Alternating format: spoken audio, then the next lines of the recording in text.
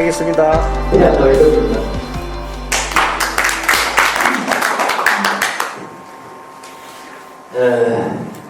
우리는 선임입니다. 선임은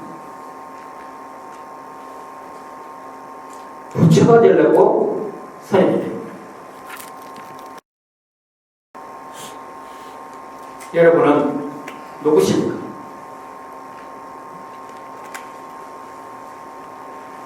과연 내가 2500년 전에 했던 그 서가모니가 내 마음속에 있는지 그분하고 나하고는 똑같습니다. 제가 사회적으로 공부를 하는 것은 지식을 쌓아가는 공부입니다. 스님의 공부는 지식을 배워가는 공부입니다. 이것을 우리가 분명히 해야 돼요. 그래서 사람들이 왕망 착각을 하고 있습니다.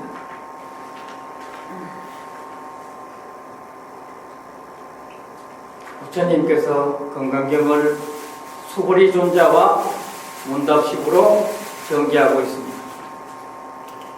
수고리 존자는 부처님 10대 제자 중에 해공 제일입니다. 공에 대해서는 그 사람 따라갈 사람이 없습니다.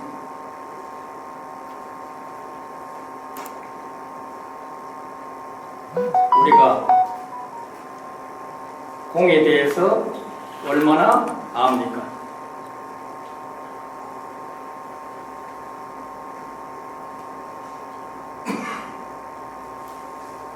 금강경을 나무에 비유한다면은 뿌리는 공입니다.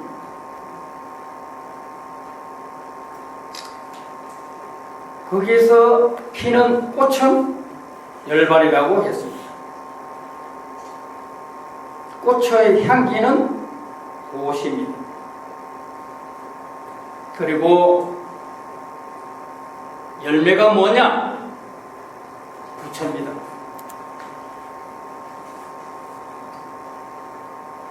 모두가 스님이면은 금강경은 초보적인 공부다라고 하면서 그냥 지나칠 경우가 있습니다. 제가 금강경을 공부를 하고 또 해보니까 금강경이야말로 왜 우리나라에서 우리 법륜종을 비롯해서 태고종, 조계종 그 많은 종단에서 소외경전으로 했을까?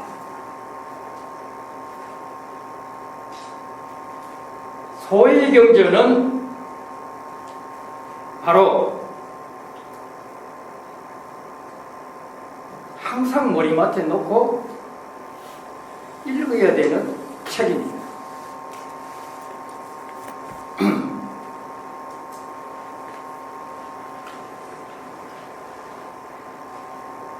금강경이 어려운 이유는 중생의 입장에서 모든 것을 해결하려고 하니까 어렵습니다. 범소유상 계시허망 약견재상비상 적견연해라. 이게 제일 처음에 나오는 금강경 사국입니다. 과연 여러분들이 이 말을 제대로 이해하시는 분이 몇 사람이나 있을까? 말은 쉽습니다. 한문으로 되어 있어가지고 또 어려울 수도 있습니다. 글자 그 자체는 어려운 것이 없습니다. 한문으로도 봐서. 그러나 이 내용은 부처님의 마음자리, 자성자리에 있지 않고는 알 수가 없는 이야기입니다. 그래서 불성을 깨우치라고 부처님은 강조를 하고 있습니다. 아무리 많은 보석으로 시주를 한다고 하더라도 그 공덕은 유료복이라고 했습니다. 초발심시 변정가기로 했습니다. 우리는 성녀로서 처음에 마음 가졌던 그 마음을 결코 잊어서는 안 됩니다. 항상 내가 왜 성녀가 됐던가, 그 많은 직업을 두고 왜 내가 성녀가 됐는가. 성녀는 부처가 되는 직호수이기 때문에 나는 성녀가 됐습니다. 생각을 바꿔야 돼요. 중생의 생각으로는 부처가 될 수가 없습니다. 금강경을 보게 되면은 중생의, 우리가 학교 다니면서 초등학교, 중학교, 고등학교, 대학원, 박사학위 받는까지도 보면은 지식을 더해가는 것이고 논리를 정연하게 풀어가기 위한 공부였습니다. 그러나 어디 부처님이 그런 공부를 했습니까? 물론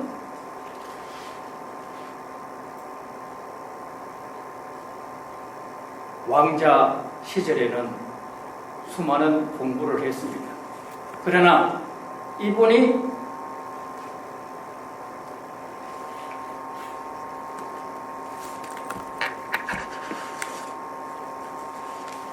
왕자 신분을 벗어나서 수행자 신분으로 되고 난 다음부터는 온갖 고생을 하면서 우리처럼 시행착오를 했습니다.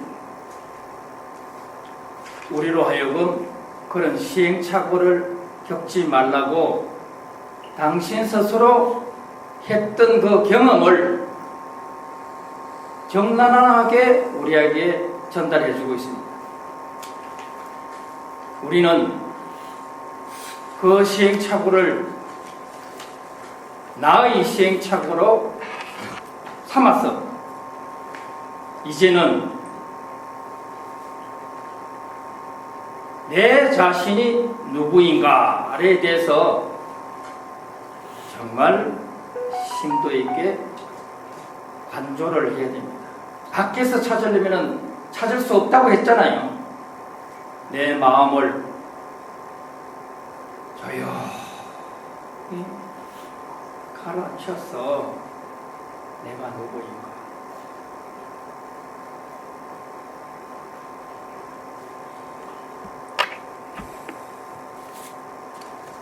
무아를 체득해야 됩니다. 무아를 체득하는 것이 바로 공을 체득하는 것과 똑같습니다. 무아를 체득하지 않고는 이 금강경 백날기도 무슨 소리인지 잘 몰라요. 우리가 공부하는 핵심을 알고 공부를 하는 것이 참 중요하다. 그거는 뭐냐? 시간 허비를 그만큼 안 하고 시행착오를 하지 않는다는 것. 내가 무아를 체득하려면 어떻게 해야 되느냐? 조용히 내 내면을 바라보면서 깊은 선정에 들어가야 돼. 반야심경에 색적시공 공적시색이라고 했습니다. 그 말은 쉽지만은 그 뜻을 이해한다는 것이 무아히 체득하지 않고는 알기가 참 힘듭니다. 우리가 학교 다니면서 물리학을 공부할 때 질량 불변의 법칙을 배웠습니다. 어떤 물건이 다른 물건으로 다른 형상으로 바뀌게 된다 하더라도 질량은 불변한다는 거죠.